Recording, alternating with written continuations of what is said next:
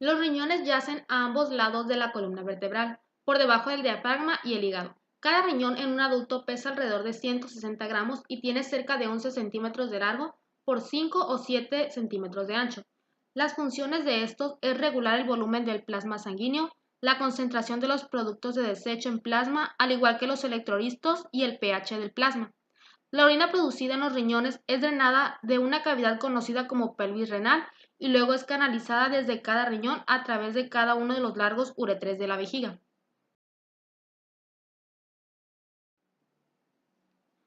La estructura del riñón consta de corteza renal, médula renal, pirámide renal, columna renal, pelvis renal, cáliz menor y mayor y uréter. La nefrona es la unidad estructural y funcional básica del riñón. Consta de túbulo contorneado distal, túbulo colector, cápsula glomerular, tubo contorneado proximal y asa de Henle.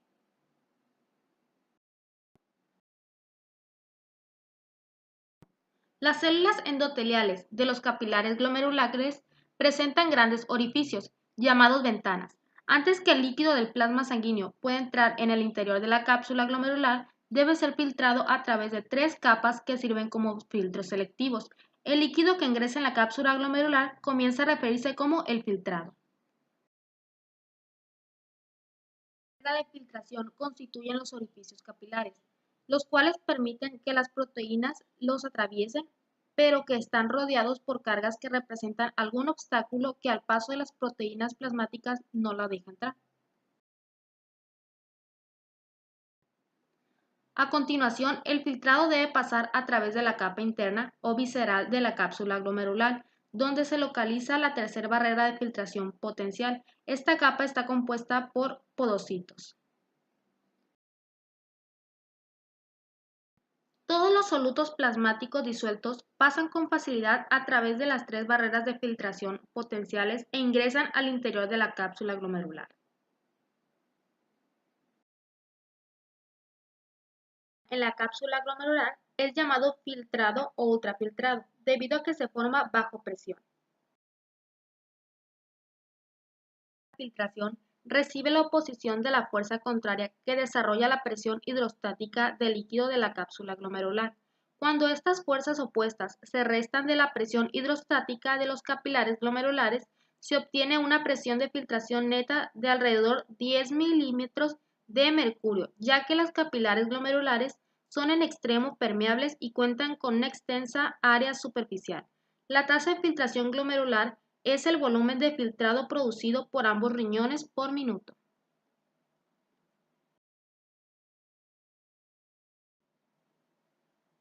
La vasoconstricción o vasodilatación de la arteriola aferente afecta la tasa de flujo sanguíneo al glomérulo y por lo tanto modifica la tasa de filtración glomerular. Los cambios en el diámetro de la arteriola aferente responden tanto a mecanismos reguladores extrínsecos como a mecanismos reguladores intrínsecos.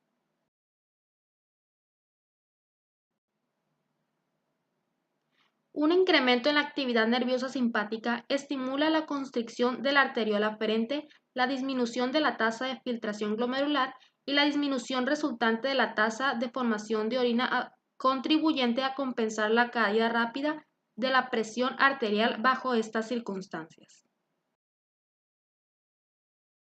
El efecto directo de la estimulación simpática se neutraliza de manera experimental. Puede observarse el efecto de la presión arterial sistémica en la tasa de filtración glomerular. La capacidad de los riñones para mantener relativamente constante frente a fluctuaciones de la presión arterial se llama autorregulación renal. La autorregulación renal, la arteriola aferente, se dilata cuando la presión arterial media cae por debajo de los 70 milímetros de mercurio y se constriñe cuando la presión arterial media asciende por encima de lo normal.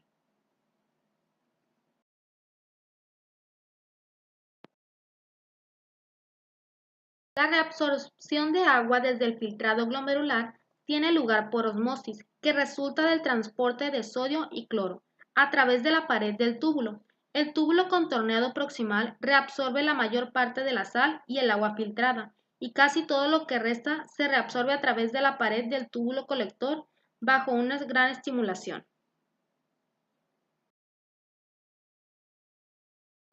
Aunque cada día se producen alrededor de 180 litros de ultrafiltrado glomerular, de manera habitual los riñones excretan solo de 1 a 2 litros de orina en un periodo de 24 horas.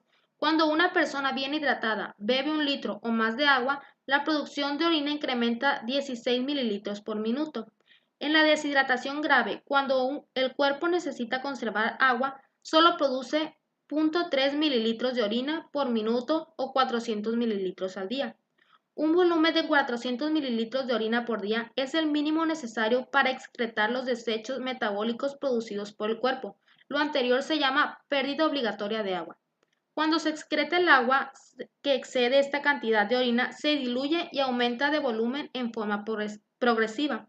Sea cual fuere el estado de hidratación del cuerpo, está claro que la mayor parte de agua filtrada debe reintegrarse al sistema vascular para mantener el volumen y la presión de sangre.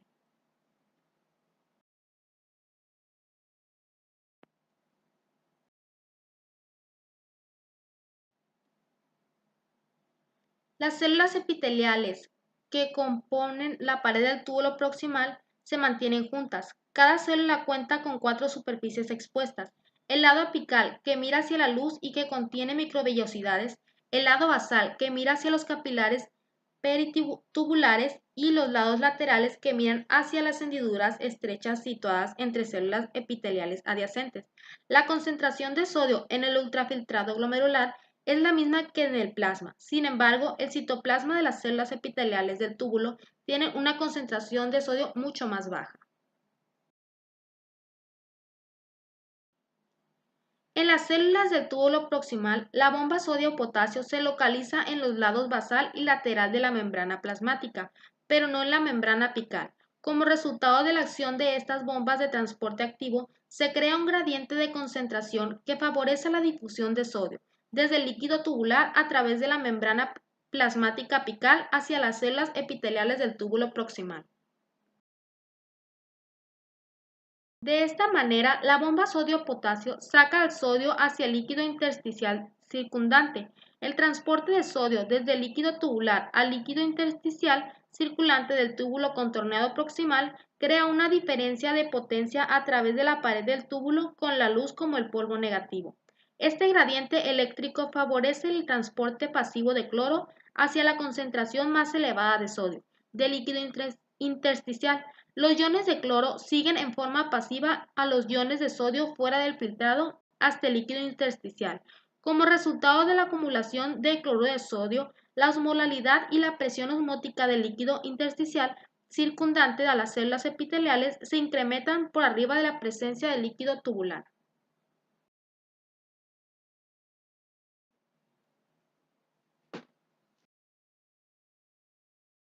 La tasa de Henle se divide en dos regiones: un segmento delgado más próximo al extremo del asa y un segmento grueso que conduce el filtrado hasta el túbulo contorneado distal en la corteza renal. La sal es sacada en forma activa desde el segmento grueso de la rama ascendente hacia el líquido intersticial circundante. En las células de porción gruesa de la rama ascendente, el movimiento de sodio reduce su gradiente electroquímico desde el filtrado hacia las células y genera el poder necesario para que se produzca el transporte activo secundario intracelular de potasio y cloro. Esto sucede en una porción de un sodio por un potasio por un cloro. Después de el sodio se transporta en forma activa a través de la membrana vasolateral hacia el líquido intersticial gracias a la acción de la bomba sodio-potasio. El cloro sigue al sodio de manera pasiva por atracción eléctrica y el potasio se difunde de forma pasiva para regreso del filtrado.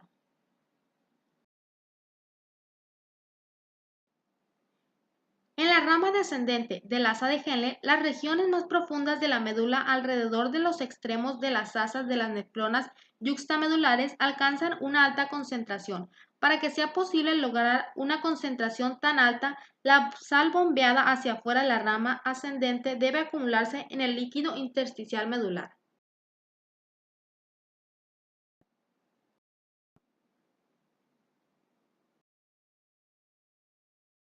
Cerca del 90% del sodio filtrado se reabsorbe en la región inicial de la nefrona. La cantidad que persiste en el filtrado pasa al túbulo contorneado distal es todavía sustancial. En ausencia de aldosterona, 80% de esta cantidad restante se absorbe a través de la pared del túbulo hacia la sangre peritubular. Ello representa el 8% de la cantidad filtrada. La cantidad de sodio excretada cuando se carece del efecto de aldosterona es entonces del 2% de la cantidad filtrada. Alrededor del 90% del potasio filtrado se reabsorbe en las regiones iniciales de la nefrona. Cuando una persona ingiere comida rica en potasio, aumenta esta en sangre y estimula. La aldosterona estimula un incremento en la secreción de potasio hacia el filtrado. De manera adicional a esta secreción de potasio dependiente de aldosterona, hay también una secreción de potasio independiente de aldosterona. En este proceso, la elevación de potasio en sangre causa en forma directa la inserción adicional de canales de potasio en la membrana del túbulo colector cortical.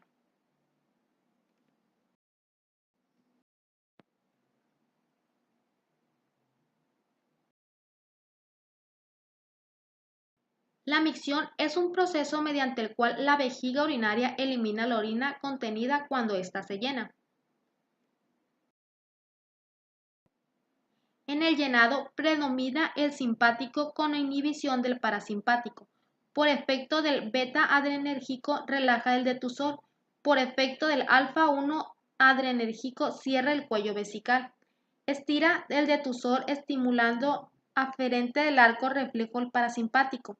Tiene capacidad de 150 a 200 mililitros. Desde ahí empieza el deseo de miccionar. A partir de los 500, el deseo de miccionar será intenso limitado con capacidad vesical.